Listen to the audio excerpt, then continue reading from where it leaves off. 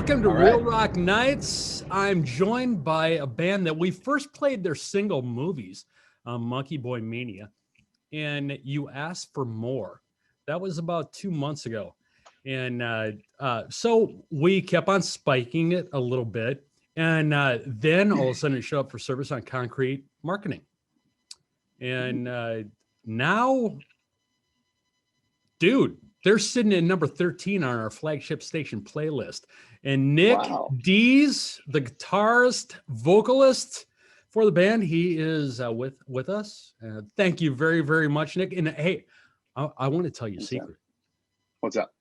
You're gonna break the top 10 on our flagship playlist this week because Oh, you're taking man. over Seether's spot, man. Wow, really? Seether? Yep, That's crazy. yep. Seether Dangerous has fallen, and you're going in their That's spot. crazy. Now, Well, I'm happy to hear it. Nick, the first thing I want to talk to you about is the amount of bands that you guys have played with. When did you guys actually form? We formed back in 2015. Well, technically, I guess into 2014, we started jamming together, writing songs. We didn't actually start playing shows though and getting out there until about April of 2015. We actually played with Drowning Pool for our first show, and that was really, really cool. That's a legendary act. Everybody knows, Bodies. So Exactly. You guys must have worked your ass off because there's just a crazy list of stuff you play. One band I want to ask you about. Who in the hell is the Bunny and the Bear? I was going to look them up on the internet, and then I thought, no, I'll just wait and ask you. They're a little bit of like a cult legend kind of like hardcore band that a lot of people know. Like people who know about them are really diehard fans, and then like I guess the vast majority don't know about them. But they were a bit of a cult, like underground kind of hardcore band that was pretty popular for quite a while. We did like our first real major tour with those guys. So okay, I didn't know if it was a thing like you just threw that in there to see if people would read the whole thing or something. I was like, Bunny, what the hell, the Bunny? Okay, yeah. Can you tell me a little bit about the name Hold On Hollywood? How did you guys settle on that? Well, there's a few different stories, but the one we endorse is our singer Ian. By the way, you said vocals. I do backup vocals. Backup vocals. I'm sorry, I should have clarified. Yeah, you're good. You're good. So our actual lead singer Ian, he also plays some guitar too. He's got this really, really pretty smile. It's like Hollywood smiles, we call it. If you see him, you understand as soon as you see it. And one night he was just kind of running his mouth after a rehearsal, and as singers always do, very mouth, they talk a lot. And he was just getting out of hand, man. And I kind of just looked at him and I was like, hey, hold on, Hollywood, like just kind of slow down. And it kind of just and there it is. It was that simple, man. Yeah. I love hearing the stories about how different bands get their names because some of them are just like that, man. It's one moment in time. Let us know about your relationship with Bon Jovi because this kind of seems like kind of an important deal. So in 2018, Bon Jovi was doing a tour. It's the This House Is Not For Sale tour. It's one of their new albums they put out. And it's something that he's done, I think, 2 times prior, maybe more, but I know at least for sure 2 times prior. Whenever he goes out on a tour and he does this, like he'll do like a contest kind of thing where in every major stop in the city, he'll have a contest for a local band to open for him. And which is really cool. It's such an amazing opportunity because they don't have any other openers on the bill with them when they do this. It'll just be, whatever local wins the contest and Bon Jovi, which is crazy just to open for Bon Jovi anywhere. It's insane, But for us, we're down here in Houston, one of the largest cities in the country, and we got to play at the Toyota Center, which is this massive stadium with them. And we won the contest basically through 94.5 The Buzz, the big alternative station down here. Awesome. And it was like, the whole thing happened from start to finish within 2 weeks that the contest was announced. It happened. And then like we won the thing. And then like within 2 weeks time of all that, we were playing the show. And it just kind of, or maybe more like 3 weeks, but it was so fast. Like in less than a month, everything happened. And it just kind of like was really surreal, man. I'll tell you, I can't really describe it to you, the whole entire experience. It was literally just like a dream come true, just walking on the air the whole entire time. A high you couldn't come down from. Just kind of was real nice. One of those memories that you're gonna have forever. That's awesome. Oh yeah, I'll never forget it, man. Like just the roar of the crowd and just everything about it all, just from start to finish. They were so good to us. They gave us our own room backstage. They even paid us money to come and do the show as well. Which they don't have to do that. They're already giving you a good enough opportunity. They let us have all the catering and all that coming early and set up and sound check in front of their gear and everything. And gave us a whole entire video, which you can go watch on our YouTube. We have all the videos from the thing and the full performance because they used all their big cameras to like record it Oh, and cool. do I'm the gonna sound go to the check board. that out.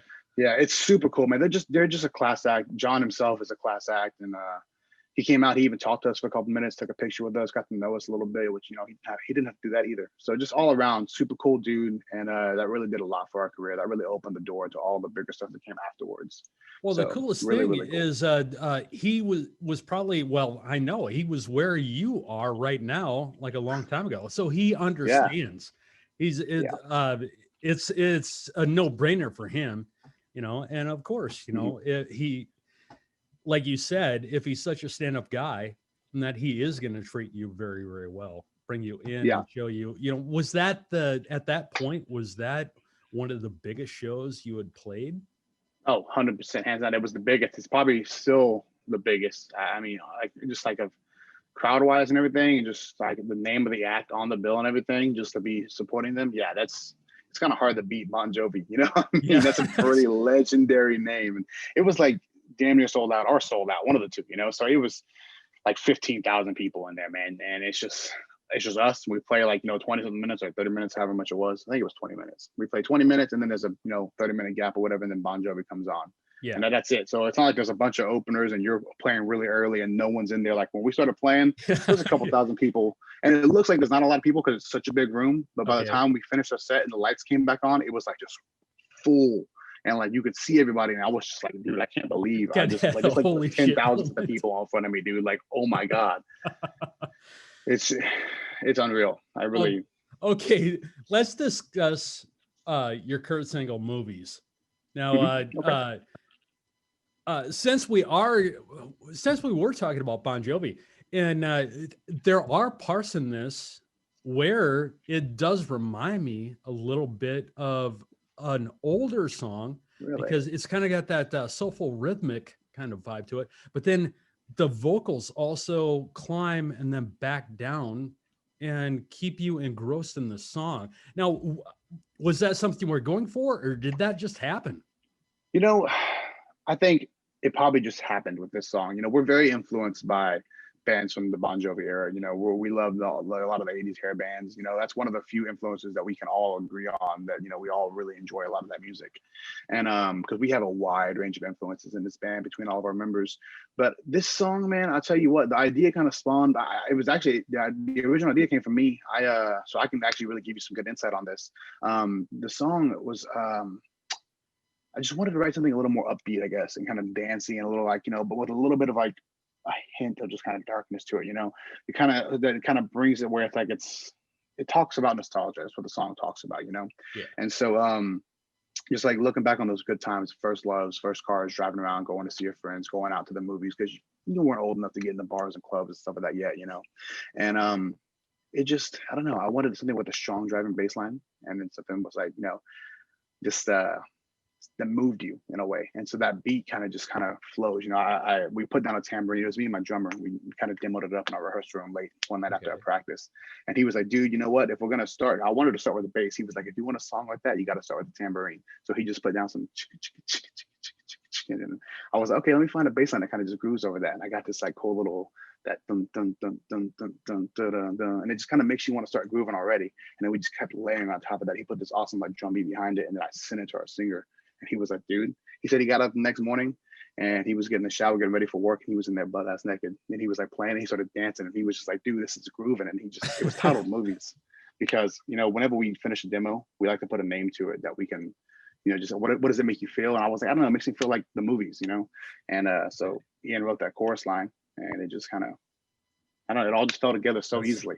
It all came from there. That's kind of cool. Yeah. Now, you have a cover of a song on your current EP that is this song is one of my absolute favorites. Really? And when I saw that, I was like, what? And then I listened and I was like, hey, they did a really freaking good job. Okay. Now, what was the idea behind, or the desire to cover an Eddie Money song? You know, man, it's just one of those things. We just like to do the things that we like and just pay tribute to the things that we like. And you can see it in our influences in the music we make. And for that song, it was just one of those things that, like, I've always loved that song. Ian's always loved that song. You know, Devin and Corey, they know the song. They're fans of it too, you know. And we always like putting covers in our live shows just to play and just have fun with, you know, connect with the audience in a different way. And we change them up every now and then. But that song, we did that back in like 2017 was like when we first played it. I think like March or something like that of that year. Wow. And so it's been in our set for a while now. Yeah, like we're talking like over 3 years, 3.5 years, something like that. But it just kind of, I don't know. Our manager was driving home when we were at a rehearsal, and he gave us a call, and he was like, "Hey, I was just listening to this on the radio. I think you guys should like cover. I think y'all would do really well." And me and Ian had been mentioning it back and forth already. It was like one of those songs we'd always come back to. So we decided, like, hey, you know what? If he thinks so too, we all think so. Let's do it. And then we kind of just, I don't know, we gave it a whirl, and it kind of just came together really easily for us. And when we played it, people loved it. And so they kept asking us to play it every show, you know, so we could never get away from it at that point. And after a while, it was like, dude, we gotta record it for people and get it out there. So yeah, just embrace it. What I personally, for what it's worth, liked was at the very beginning, because the reverb on his voice at the very beginning, the kind of echoey reverb, that always kind of bothered me. I wanted to hear, because he had such a good gruff voice, and I always wondered what it would sound like without that. And you guys actually took and made this song. It is yours. This is a Hold On Hollywood song. It really is. It's, you know, we tried to give it that rock and roll appeal to it. You know, it had a little bit of a dancey pop vibe back in the day. You know, there was guitars, but there was synth and all that kind of stuff going. And we don't have keys or synth in our music, and so, you know, I recreated all that stuff on the electric guitar. I played that lead, and we just kind of kept a strong, solid rhythm. You know, good distorted guitars with a lot of energy and warmth to them. And just Ian, our singer, he's got a great, you know, voice or that kind of stuff. He's able to control his rasp and, like you said, gruffness, and putting that kind of harshness in there if he wants to, and give it a little edge. And so to be able to blend between those at certain parts, it just works well for us, man. And that song was a perfect example of it. Well, for what it's worth, very, very impressed, man. Nick, thank you very, very much. And I want to let you know, I'm letting all the bands know, if you are on Real Rock Nights, okay, you're in the Real Rock Nights family. This is a show for the artists. This is a show for the fans. So it is your show. You got something you want to promote, use this show as a vehicle. And hit us with an email, like contact us on the website, whatever. Hell, when we're off, I'll even give him my cell phone number. I don't give a shit, man. This is yours. Say, hey, we got this to promote. We're doing this. It's like, can you get on Twitch in 15 minutes, or can you get on Zoom in 15 minutes? I'll be there. That's awesome, man. It's really, really cool that, you know, a lot of these guys, they do the stuff that they do because, you know, it's part of the job, but to see that you actually care about it, that's really, really awesome, man. Thank you for that. That's the only reason I do it. That's the only reason at all, man. Yeah, this is the only reason I play music myself. So once again, thank you so much. I really, really appreciate it. Nick Dees from Hold On Hollywood. And what do you say we change it up a little bit? We've been playing movies a hell of a lot on this show.